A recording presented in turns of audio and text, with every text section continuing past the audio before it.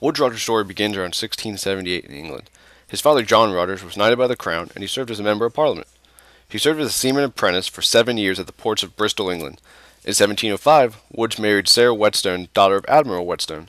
His marriage to Sarah granted Rogers the privilege of a free man, allowed him to vote in Parliament and continue free trading at will. And this was a status that he passed on to Woodes Rogers at his marriage. The status of being a free man meant that you received certain rights and privileges from a city.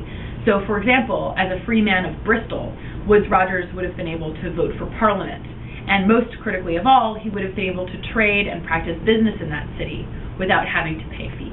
His family motto was Je ferai mon devoir, meaning I will do my duty.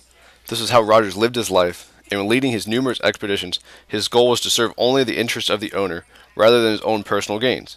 He also treated the members of his crew as his family, and put their needs above his own. From 1705 to 1708, while on his voyages in Ecuador and Chile, Rogers brought back an enormous amount of Spanish treasure, worth an estimated 800,000 pounds. From 1708 to 1711, he was in charge of 2 voyages, which circumnavigated the globe. During these voyages, he sailed on the Duke and the Duchess. Rogers commanded the Duke, and his brother John was lieutenant of the Duchess. Bristol merchants sponsored Rogers' voyage, which ended up being very successful, during which he rescued Alexander Selkirk from the island of Juan Fernandez. Rogers also collected various riches and treasures throughout his journeys. During the voyage, there was a lack of liquor, which proved to be a huge mistake. In reference to the alcohol situation on board, Rogers said, "At the same time we had but a slender stock of liquor, and our men but meanly clad, yet liquor to sailors is preferable to clothing." His greatest fear while captain was mutiny. He knew that his men's spirits were low, which was an emotional mirror of the ship's lack of liquor on board. Rogers was incredibly talented at disciplining his men and avoiding mutiny. He needed to keep his men at bay and continue to fulfill the original goal of the owner. So he gave away his cabin's plunder and told his crew that all valuables and gold would be divided equally among the crew.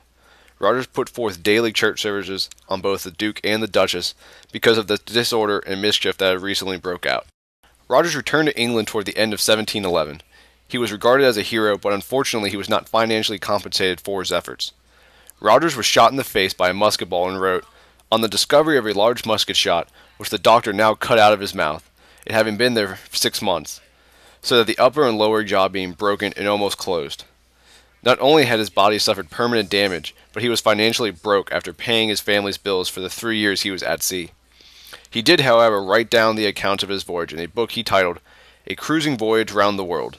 The book was published in 1712 and was one of the best sellers of his time. During his time off, Rogers and a few of his companions developed a plan to end the pirate threat in Madagascar. This plan was never used there, but it could be used in the Caribbean, and it would be executed by Woodes Rogers. Pirates populated lots of places in the Caribbean, largely because the Spanish were interested in more core areas, and so as a result they didn't defend places that weren't strategically important to them. So places like Jamaica and other islands that were, and there are literally hundreds of islands in the Caribbean, were largely abandoned, and they were filled with things like pigs and other things that had been left by earlier peoples so that Europeans would find things to eat. In 1718, Woodes Rogers was appointed as Captain General Governor-in-Chief over the Bahamas.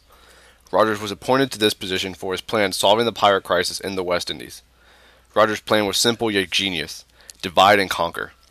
Formal notices were sent to the West Indies stating that pirates would be given a full pardon if they surrendered. If they did not, they would be sent to the gallows. Immediately after discovering Woodes Rogers' plans, the pirates sent out word and organized a council meeting. The pirate commonwealth was divided on what they would do.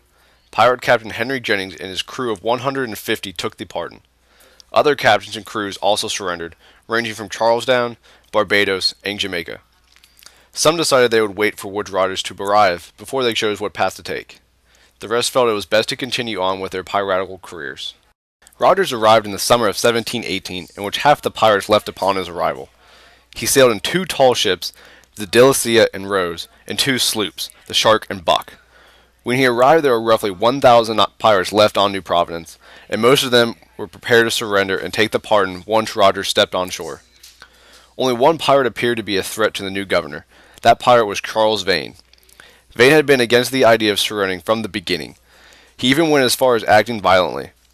He terrorized New Providence for 2 weeks and proclaimed himself the governor of the island of New Providence. When Rogers arrived, Vane put up a small fight before fleeing the island. After his standoff with Vane, Rogers was given a proper welcoming. Citizens of the Bahamas and many former pirates put on a welcoming ceremony for him. During this ceremony, Rogers remained businesslike as always, and insisted on being sworn in by the Chief Justice. He declared martial law immediately, and to help boost his forces recruited former pirates to join his crew. Rogers also knew that he had to reconstruct the defenses of the island in case of an attack from the Spanish or other pirates. Rogers required that every able-bodied man had to work on fortifications at least 4 days a week. Within a few months, the fortifications were up to the level that Rogers wanted. It was estimated that more than half of the former pirates reverted back to their old ways. Rogers saw his control of the island slowly slipping away. His ships, the Delicia and Rose, had sailed away months ago, and with them the food and drink supplies the island desperately needed. Rogers knew he had to do something quickly and drastic to regain his grip on the island. The Bahamas were lacking supplies, so Wood Rogers sent out some of his crew, some of which were former pirates, out to the Spanish colony of Haiti. He sent out a number of ships and stocked them with various items to trade with the Spanish.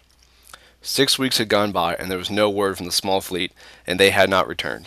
Then one day an exotic rowboat came into the harbor, and it was filled with men from the island. Once they reached the shore, they quickly sought out Wood Rogers, and told him tales of mutiny, marooning, and pirates returning to their old ways. Rogers had been outraged at what he heard. His island was still without the supplies they needed, and he had been outright defied by the reformed pirates. Rogers would soon find out that he also had other, more troubling things to worry about: the Spanish. By 1719, peace between the British and Spanish had ended. Rogers realized that the Bahamas' location made them vulnerable to an attack. For most of the year, Rogers desperately attempted to increase the defenses around New Providence. However, he received little aid from the government. He requested more soldiers and vessels, but his request always went unanswered.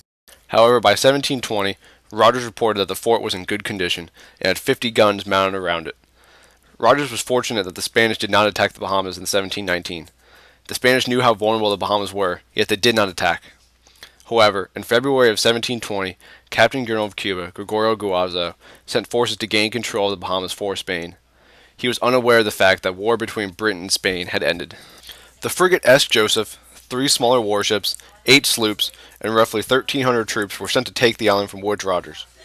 Rogers had 1 infantry company and the local militia at his command, over 500 men. Rogers also had the Delicia and the 24-gun Flamboro in the harbor. The Spanish soldiers attempted to get on shore several times in the east and the west, but were defeated every time. For several weeks after the attempts, the Spanish fleet remained in Bahama waters. Neither side was aware that the war was over. However, this attack proved to be very anticlimactic, and the Spanish eventually returned to Cuba. After the Spanish fled the island, Rogers began to feel very isolated and abandoned. The Flamboro had left in early May, and Rogers was beginning to feel that the Crown did not care about their position in the Bahamas. At one point, Rogers had not even heard a word from London for 19 months. Rogers also found himself deep in financial debt. From the very beginning, he did not receive the pay he had originally requested. Rogers had spent a good amount of his fortune to finance his expedition in the Bahamas. Rogers' health was deteriorating as a result of the stress he was under. In February 1721, he decided to return home to Britain. While he was in deep financial troubles, his overall stint as governor of the Bahamas was successful. No pirates were hovering in the waters of the Bahamas, and he had held off an invasion attempt by the Spanish. Finally, in May of 1721, he left the Bahamas for England. But he would not leave them for good. Wood Rogers returned to England very sick and incredibly poor. He was stripped of his appointment and unceremoniously sent to debtor's prison. Rogers eventually got out and began re-establishing his public image and place in society. Then, in 1728, he was reappointed as governor of the Bahamas. This time he focused on improving the colony's economy. Wood Rogers died in 1732. His legacy was recognized in the colony's seal of 1729, which bore the motto, "Expelled Commerce Restored." This continued to be the motto of the Bahamas up until 1973. Wood Rogers has been forgotten in history. However, he was a fair captain who was unlikely to lose his temper, was very goal-oriented, not easily persuaded through flattery, was religious, and very tolerant. Overall, Rogers was a respected, yet feared captain who had much courage and drive.